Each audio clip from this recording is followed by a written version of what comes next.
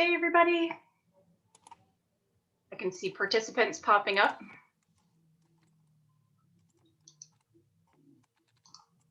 We'll give everybody another minute or so to join in, and then we'll get started right after the top of the hour.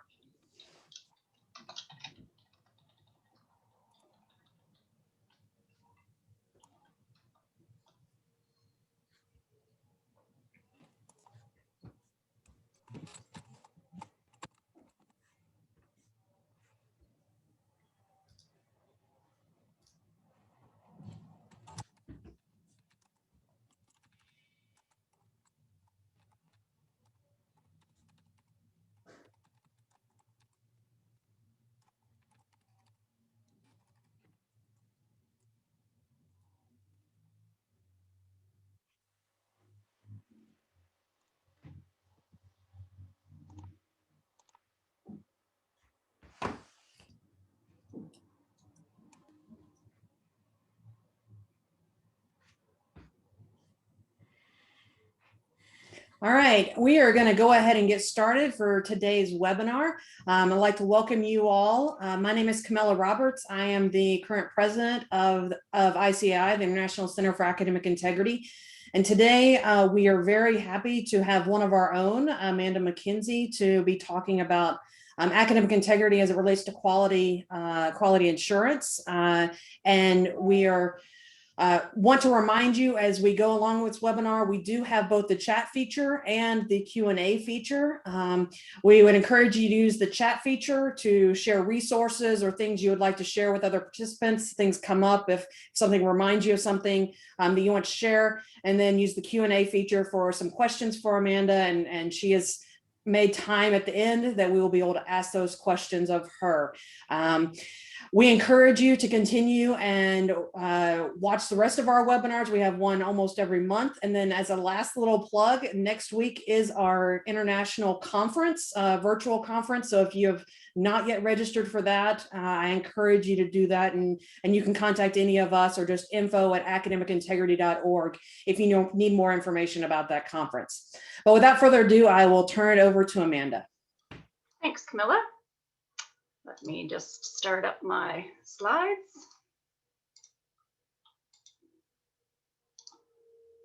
Okay, maybe just let me know that that you see everything okay. You're good. Excellent, great. Well, thank you everyone, and thanks for the warm introduction, Camilla. I'm Amanda McKenzie, and I work as the Director of Quality Assurance of Academic Integrity at the University of Waterloo. And in this role, I oversee basically two units, the Quality Assurance Office and the Office of Academic Integrity. I've been involved in academic integrity for over 9 years now, and quality assurance for about the last 6. So basically my second job and my passion is working and supporting the International Center for Academic Integrity.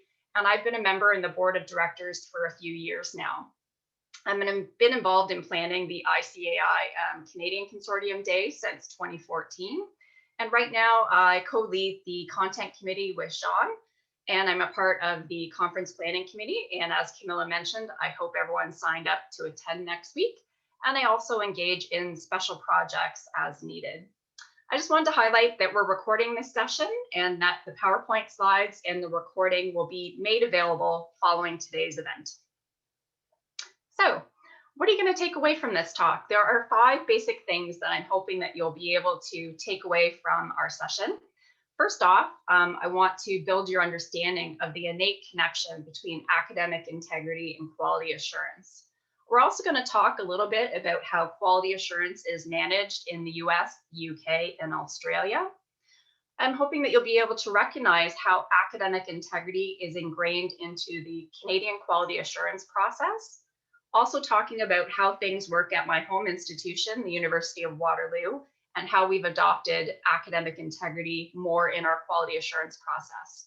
And last, I hope that you'll come away with a few ideas about how you can leverage academic integrity and quality assurance in your own institutions.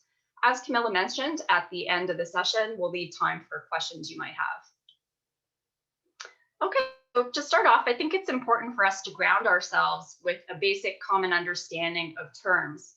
So in this presentation, I'm referring to academic integrity, or you might hear me call it AI for short, not to be confused with artificial intelligence.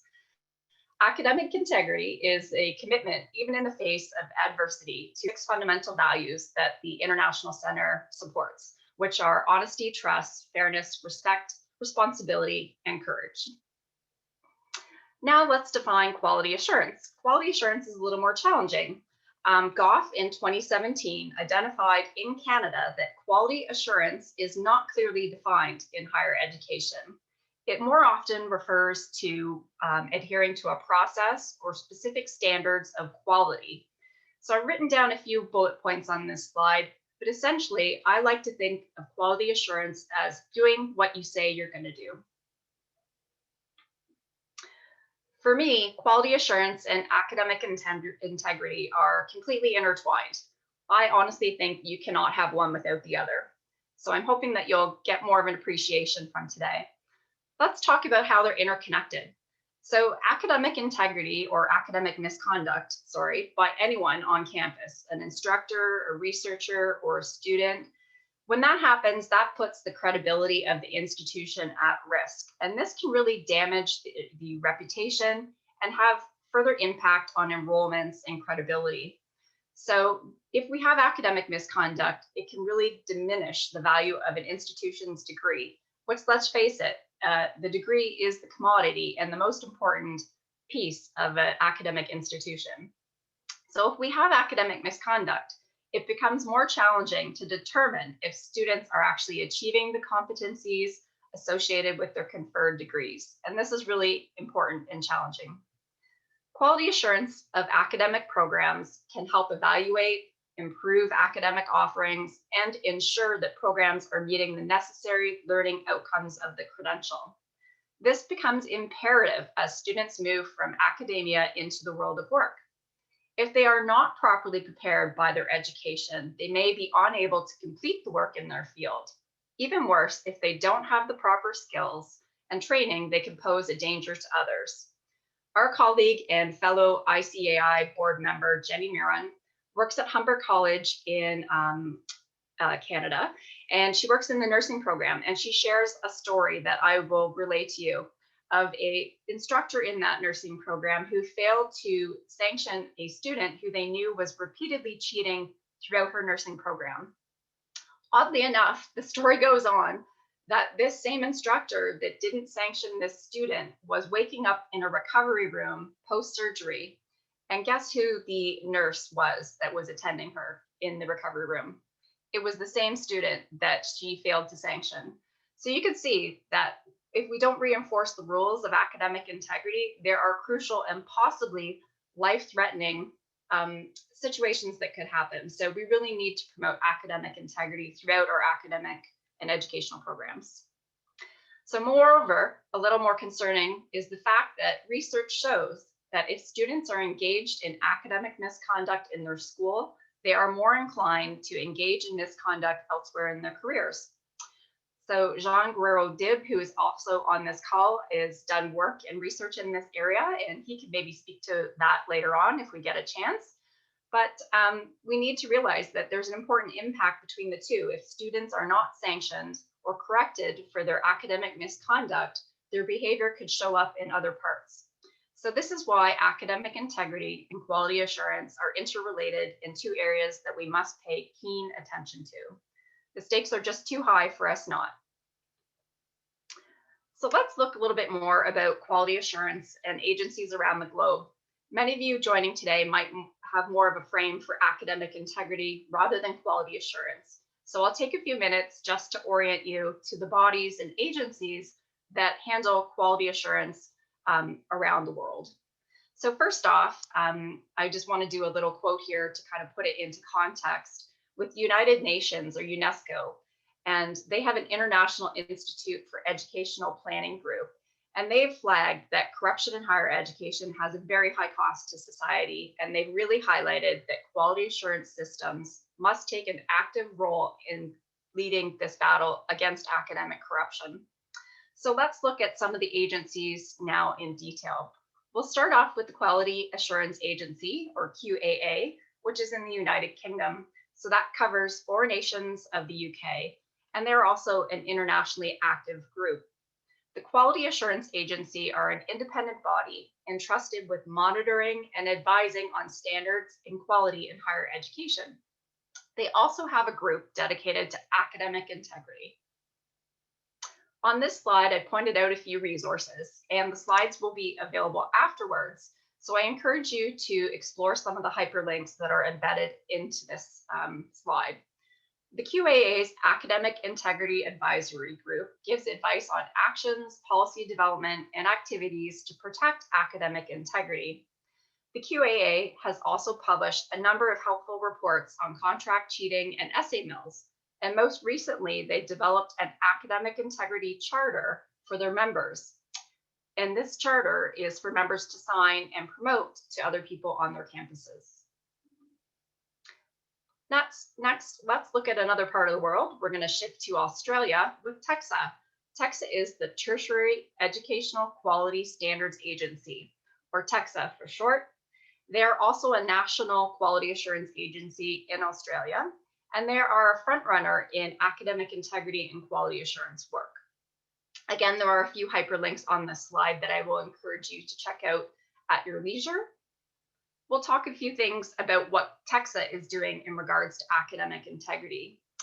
They publish reports, they do webinars and training, and their resources are excellent. I'm sure that many of you are aware that Australia has implemented legislation against contract cheating, and they recently funded a higher education integrity unit. The major focus of this unit is to take action against commercial contract cheating providers and to fulfill TEQSA's responsibility under the Prohibited Academic Cheating Services Bill. This unit is the first of its kind that I'm aware of in the world. I also want to highlight one recent takeaway that I had when I tuned into a TEQSA event that was taking place on the International Day of Action. So during the 20 hours of live content, people from Australia and TEQSA were sharing some of the methods that they have used to promote academic integrity. One of those notions involved bringing employers to speak to students, and I thought this was absolutely brilliant because we are so focused on the outcome of our educational degrees that we lose sight of the necessary skills and learning that we need to properly do to achieve and be prepared to work in these roles. So by bringing employers in to speak to students and for employers to reinforce the credibility and the importance of being job ready, will really enforce that students shouldn't cheat themselves out just to get a degree, but they really need to learn the skills and competencies behind that credential. So a degree is not just a means to an end. We need to remember that learning is a participatory process, and it's accumulative, and it occurs over time. So this is something that we can't rush or forsake. So really interested in the activities that TEQSA is involved in. And again, I would encourage you to check out some of their hyperlinks on this slide. Now let's look at the United States. I'm sure there's a number of you today who are joining us from the United States and are more familiar with this accreditation body than I am. This is the Council for Higher Education Accreditation, or CHIA. They are also a national agency accreditation and the quality assurance processes and oversee the accreditors in the United States. Also, CHIA also promotes academic integrity and academic quality across the United States. They've particularly linked with the US Council for Higher Education Accreditation Group, and they focused on academic integrity. Interesting, they kind of refer to it as academic corruption. So there are a few resources on this slide, again, of different reports that have been authored in the last couple of years that are very valid and worthwhile to check out. Moving on, I'm going to talk about how quality assurance is done in Canada. So quality assurance in Canada is very decentralized, much different than other spots in the world. So we do not have a national Department of Education or a federal level of education that monitors things across our country.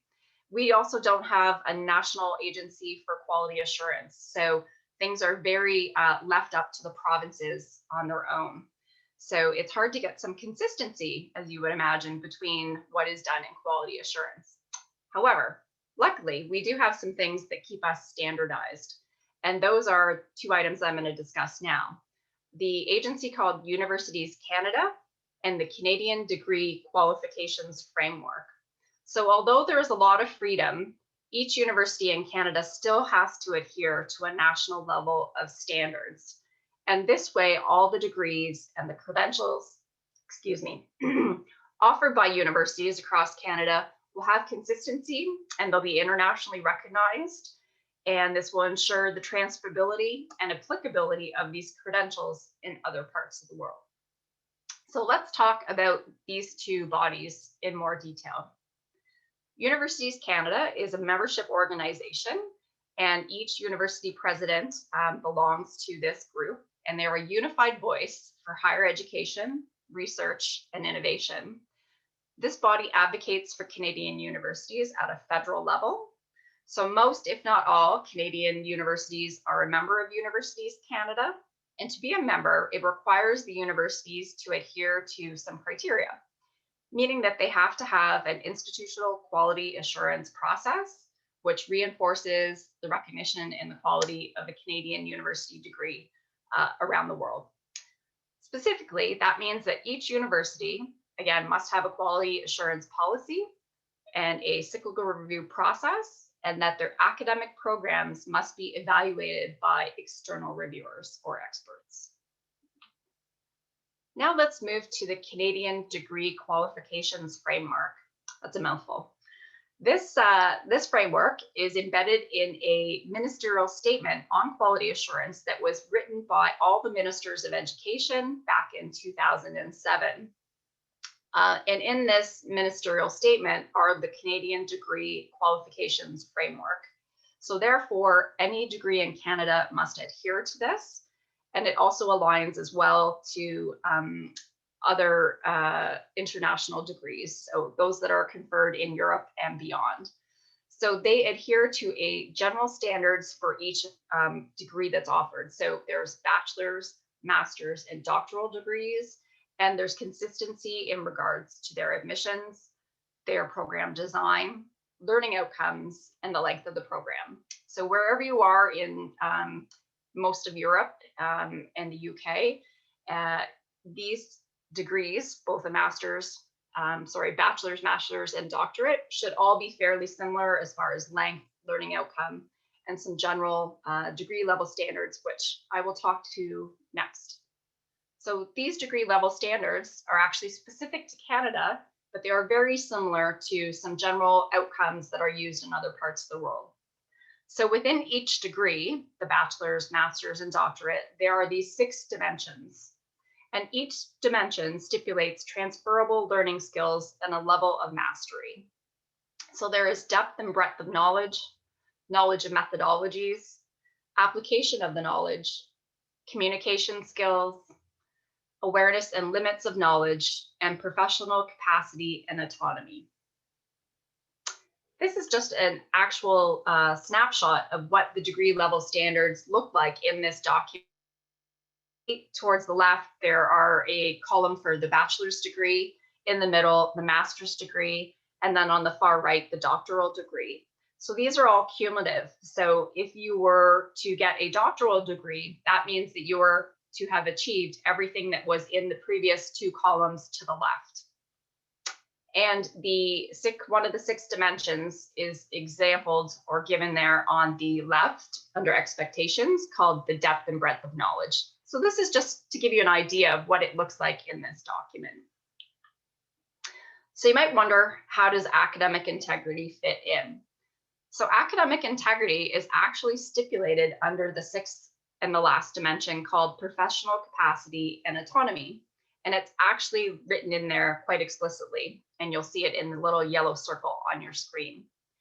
So this degree level standard under professional capacity and autonomy reads that qualities and transferable skills necessary to further study, employment, community involvement, and other activities requiring the exercise of initiative, personal responsibility, and accountability in both personal and group contexts, working effectively with others.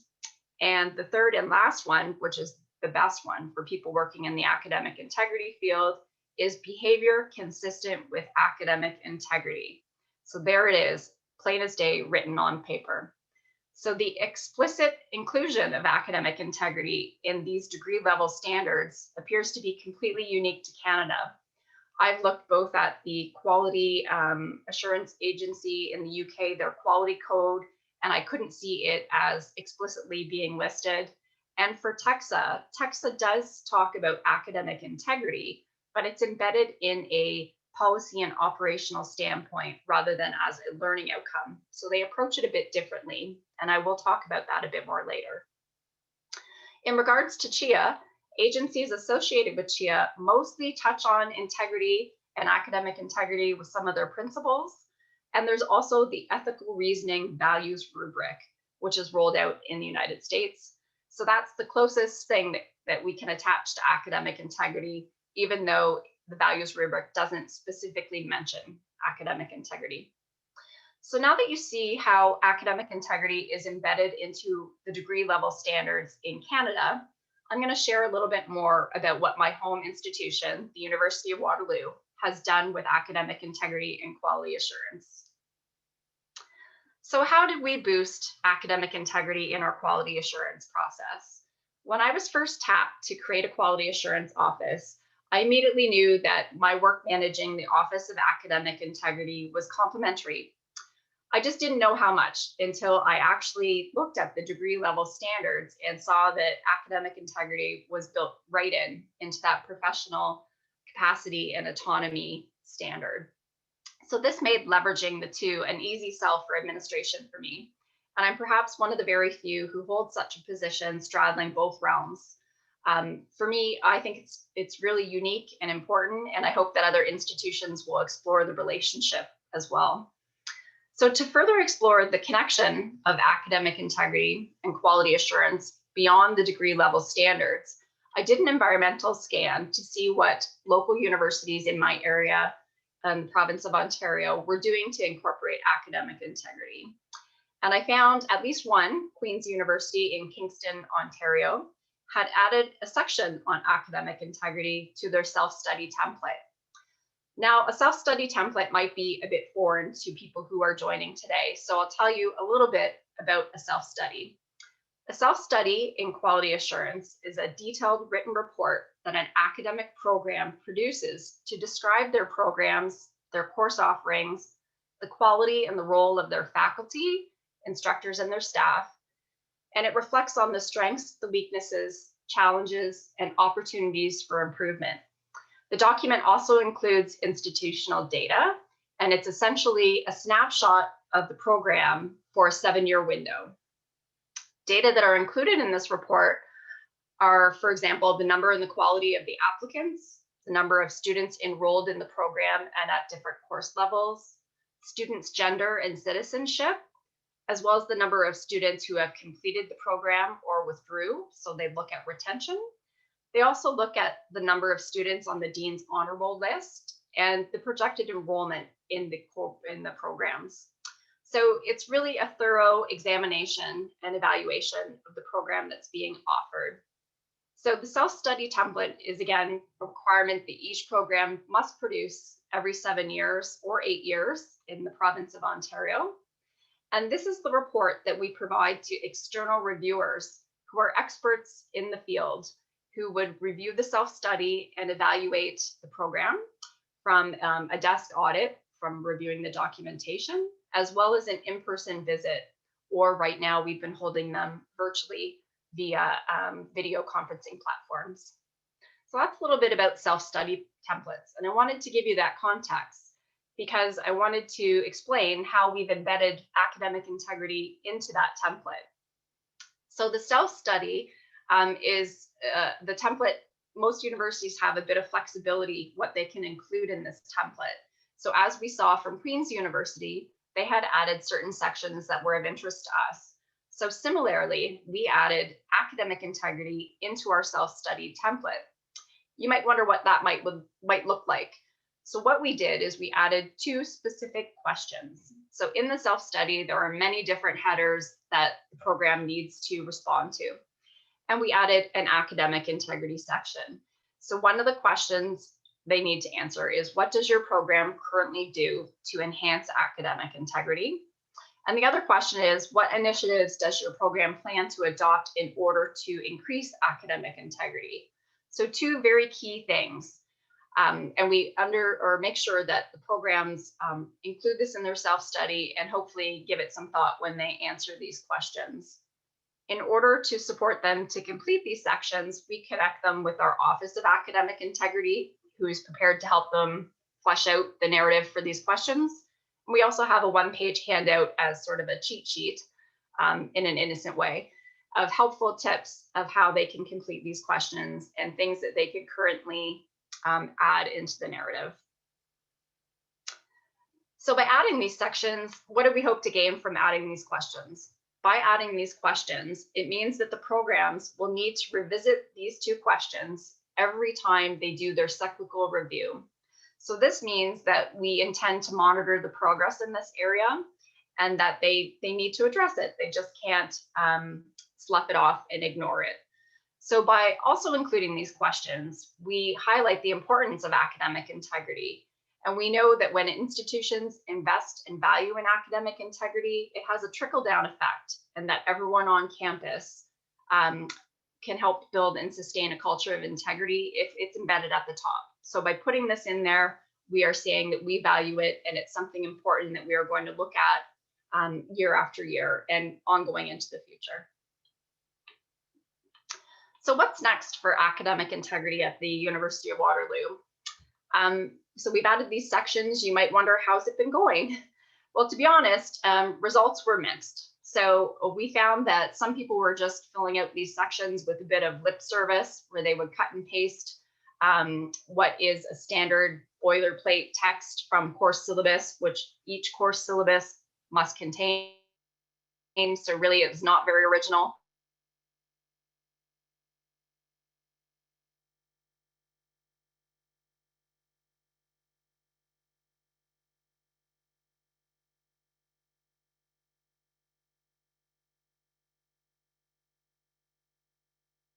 But we also want to scrape the surface. Hopefully I'm back. I realized my connection got a little cut off there. We also want programs, when they're looking at this, to do a bit more of a deeper dive and not such a superficial scan or report about academic integrity. So we're really trying to get them in the thoughts of what initiatives could they do. So we offer up resources and we'll highlight that there are things they can do, such as providing one-on-one talks, having the Office of Academic Integrity come and speak to them in their classroom, and other initiatives that they could perhaps explore that go beyond kind of the cursory things that we would expect them to cover. So we obviously have a lot more work to do, but it's in progress. So I'm happy to have it on the books and as something that programs must address going forward in their cyclical reviews. But we definitely have ways that we can improve this section and grow it.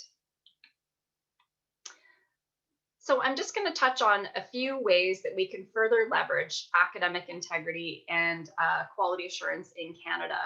So we're very lucky that we have academic integrity clearly built into our degree standards. However, there's much more that can be done. Right now, academic integrity doesn't seem to be currently mentioned in other parts of quality assurance frameworks in Canada that I'm aware of. So this is really an opportunity to further ensure that academic integrity is being addressed in each university in Canada. So if we look at the way that TEXA frames academic integrity in their quality assurance processes, we could look at some things that we might want to adopt in our own institutions. So here's a few specific things that TEXA requires that are a bit different than what we see from other quality assurance bodies. So TEXA has more of an operational or policy requirement lens. So most Canadian universities do have an academic integrity or academic dishonesty or student conduct policy that includes or covers academic offenses and the procedures that are associated with that policy. However, We could have universities be more accountable for providing students and staff with guidance and training on what constitutes academic misconduct, and for the development of good practices in maintaining academic integrity and taking action to mitigate foreseeable risks to academic integrity. Currently, each university can address or not address academic integrity as much as they choose. And this is probably a similar situation in many of your educational institutions. There are not many hardcore rules that we need to follow to promote academic integrity, other than perhaps what TEXA requires of universities in Australia. So getting towards the end of my presentation, I just want to wrap up with some ideas of next steps for Canadian quality assurance agencies. I hope that I've given you some things to ponder from an academic integrity and a quality assurance standpoint that you can apply to your own institutions. And I encourage my colleagues in both areas to look at how things work and see where you can make better linkages and leverage things between the two portfolios. As far as next steps in Canada go, I am hopeful that we can continue to raise awareness of the complementarity between academic integrity and quality assurance. Canadian quality assurance agencies should revisit their frameworks and their processes and see where academic integrity could be incorporated, which would be similar to what TEXA has done. I'm going to personally approach the Ontario Universities Council on Quality Assurance, and they do know this is coming. We have quite a collegial relationship, and it's to explore basically how we can raise the profile of academic integrity in our provincial quality assurance framework. And I hope that other people in other provinces might do the same. So this is really the sum of my presentation. Again, these slides will be available on the ICAI website, and there are a number of hyperlinks. I will flip forward here to show that I do have references included as well. So if you're wondering where I get the information that I've included in this presentation, they are linked on this slide. So I will stop sharing my screen. That went a little faster than expected, but that gives us an opportunity to talk about your experiences and quality assurance a bit more. So I'm happy to take any questions that might have come up. Thank you very much, Amanda. I appreciate you sharing your knowledge on that. One thing that I think that I would like for you to kind of talk about, and I think would be beneficial to some of our attendees, is since you were talking a lot about the quality assurance being more at the program level and accrediting a program, how do you see that going back if they're actually working with direct students, if they're faculty members? I mean, you talk a little bit about Australia, they're forced to have a policy in place, but how at your institution, or how do you in Canada, do you see that they're actually working that down to the student level rather than at the program level? Right, that's a good point, Camilla. So I think that all goes back to kind of number one, ingraining the importance of the two at the top, connecting some of the values with your institutional mission. And then the trickle down effect. So how do we translate that to students, and what does that mean? So faculty need to be fairly comfortable and confident in what academic integrity and quality assurance mean to them, and then have those conversations with students. So a lot of that revolves around open discussion. I find that there's still a chasm of a siloed effect of faculty on one side and students on another, and rarely do the two come together to talk about academic integrity unless it's under the situation of an academic offense, which is an unfortunate time for them to be having those conversations. It seems like it's a little late. So there's many different initiatives that faculty members can do. I think really just even opening up a discussion with their students would be primarily the first way to start, making sure that students know the expectations and the rules and how that affects the credibility of their programs. In fact, students get quite upset when they see their peers cheat, or when they see that someone has come up with a fake credential. They get quite outraged, and that would devalue the degree. So students, other people that have graduated from the university, become quite upset when they see that there are scandals or people that have cheated. So there's also the kind of that peer pressure to encourage each other to kind of follow the right track and stick within the rules. Many other initiatives that you can do too. The University of Waterloo on our website, I'll just direct people to check that out because there are 3 specific areas. We have an area dedicated to instructors and teaching assistants, which has a number of tangible resources. Then we have a student section, and the student section again is hopefully a one-stop shop for students that might have questions about academic integrity. And we also have a staff section. So we do have an interesting program at our university, which is a workshop dedicated to staff members, so not faculty or students, but to staff to talk about how they play a role on campus maintaining integrity. And it focuses on the 6 fundamental values. So really, it's kind of that groundswell of making everyone on campus understand that we all have a role to play. We all role model to each other. And how can we support that culture of academic integrity? That was a very long response, sorry. Oh, you're fine. We did have another question come in, and I'm just going to read it to you. She says, I'm curious as to whether you have investigated or have noticed any differences regarding AI and QA between provinces or territories in their QA reporting. So those are public facing reports.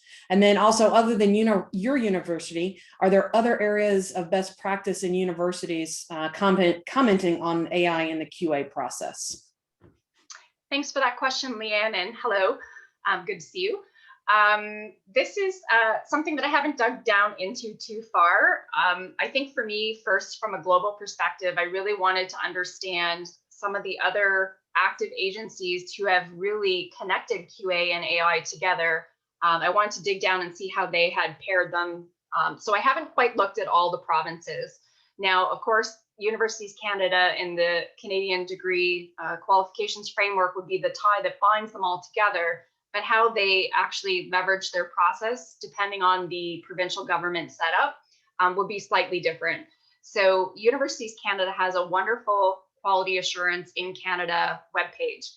And on that page, I would encourage you to check it out because it will have each body in each province that is in charge of the quality assurance process.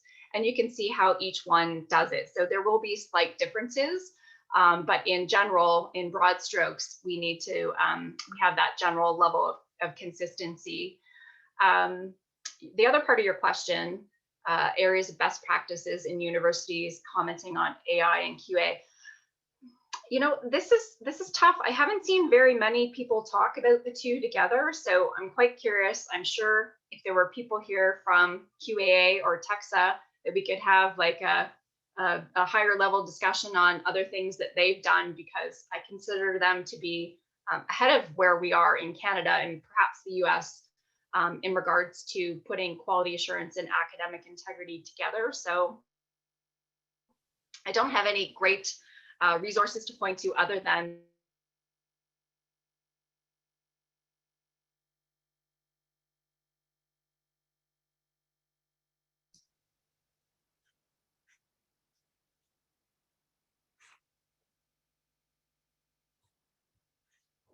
think we are waiting for a little bit of a technology issue at this point in time. I believe Amanda will be back with us momentarily. There she is. I'm back, sorry. Yes. Bandwidth issues. I see that there's a question from Trisha. Yes. Well, and you got cut off right at one of the last tail end of the last question about where are those resources. You're about to say where those resources, so I'll let you finish that. Oh, okay, sorry. Yes, the resources. I would just point to the ones that were in my slide deck with the hyperlinks for TEXA and the Quality Assurance Agency and CHIA. Those are really strong resources, and they're really, I think, way ahead of what we've done, certainly in Canada. So definitely check those out. Right. Yes. And so we do have another question that is regarding the idea of accreditation, that many institutions and many departments often will say it's a checkbox that we need to do certain things to get accredited. And so the question is, as a result of you requiring programs to include AI in their program review self-reports, have you seen that department and programs in Waterloo have advanced their academic integrity efforts? So in essence, have they gone above and beyond rather than just yes, we do the bare minimum to check the box? Yeah, one thing I will say is that a difference that there might be between the Canadian system and the way that CHIA operates with quality assurance is that we don't have checkboxes. So our quality assurance process is very distinct from accreditation, where we just don't have a minimum bar. We do focus on continuous improvement and how we can raise that bar. So that is a bit of a distinguishing factor. Right now, I will say that very few programs that I'm seeing have actually really gone above and beyond.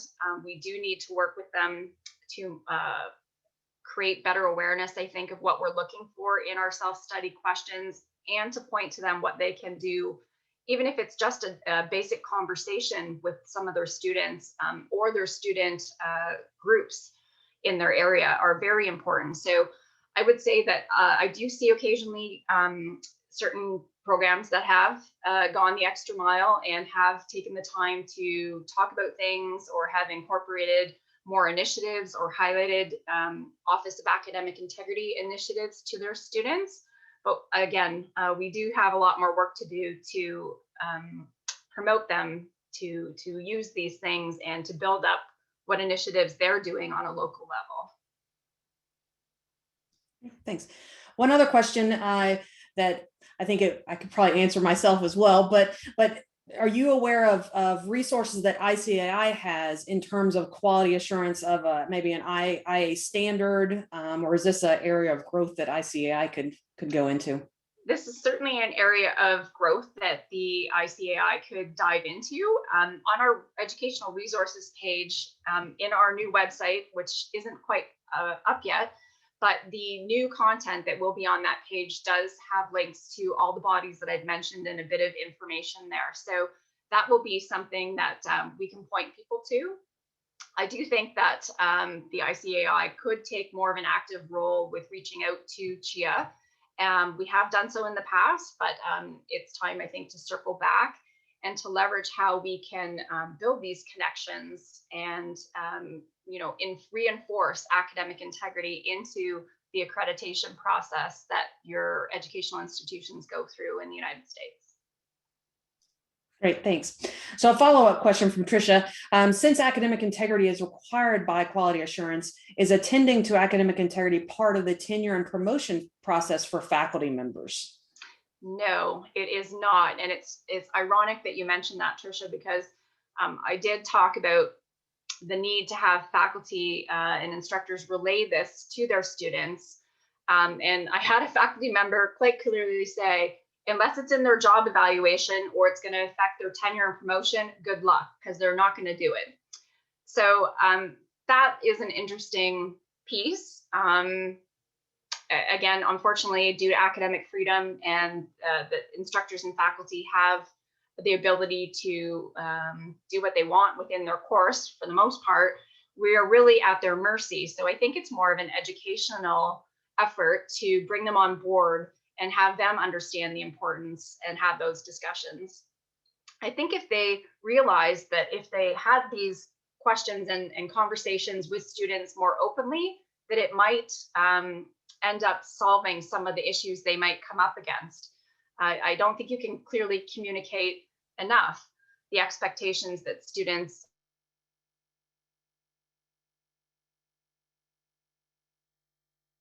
what resources can they use? Can they check the internet? Can they look at their phone? These are all questions that we're struggling with. And I think instructors would help themselves if they had these conversations more readily with their students. So I wish it was an impediment for tenure and promotion, but it's not. All right, and I would also add to that in many places, at least in the US, that the policies are often for the students, and the policies for faculty are much in a grayer area and might fall under a faculty senate, but they're not necessarily held to the same standard as what they would hold their students to in their own work sometimes. Yes, I will say, without giving too much away, that myself and 3 other universities in different provinces in Canada recently did a survey of faculty about such issues.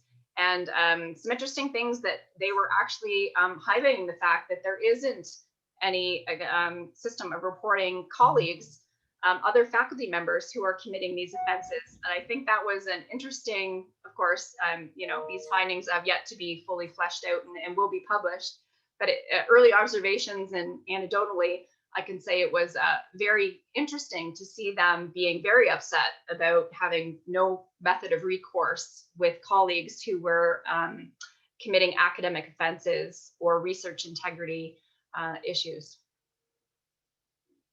Great, thank you very much. Kind of a last minute chance if anybody else wants to pop in a question. We'll wait just a minute or so to see if there's any last minute questions.